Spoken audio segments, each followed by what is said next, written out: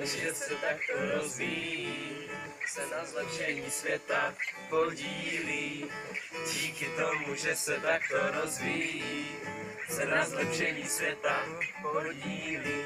Já sloužím jako animátor, seniory valíme jak traktor, každý den si to dáváme, když druhým pomáháme. Jednou týdně se scházíme, nezáleží na tom, odkud pocházíme. S radostí životem procházíme, moudrost spolu nacházíme. Studujeme juniorský materiál, je to pro nás životní tutoriál. Nové schopnosti, vlastnosti, dovednosti, to jsou kameny naší pevnosti. Díky tomu, že se takto rozvíjím, se na zlepšení světa podílí.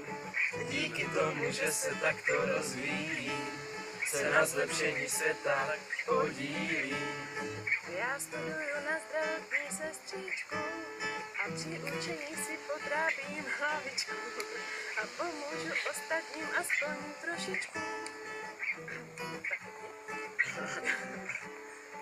Díky tomu, že se takto Rozvíjím, se na zlepšení světa podílím.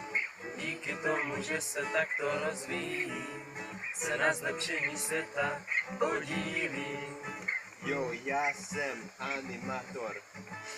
Mám rád zlepšit mladý junior, protože jsem služebník boží. Chci změnit svět. Díky tomu, že se takto rozvíjím, se na zlepšení světa podílím. Díky tomu, že se takto rozvíjím, se na zlepšení světa podílím. Abych zlepšil celý svět, musím sebe a okolí rozvíjet. K tomu mi napomůže služba. Pomáhat a šířit lásku je moje tužba, proto chci začít dětské hodiny. Zlepší to děti celé rodiny.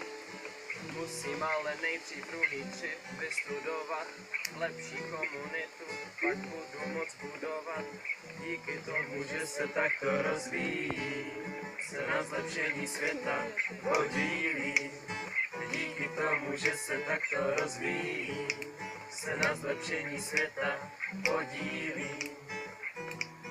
Podpořit si ostatní i sebe, ale pomoc nespadne mi z nebe. Proč bych se měl ale rozvíjet jen já?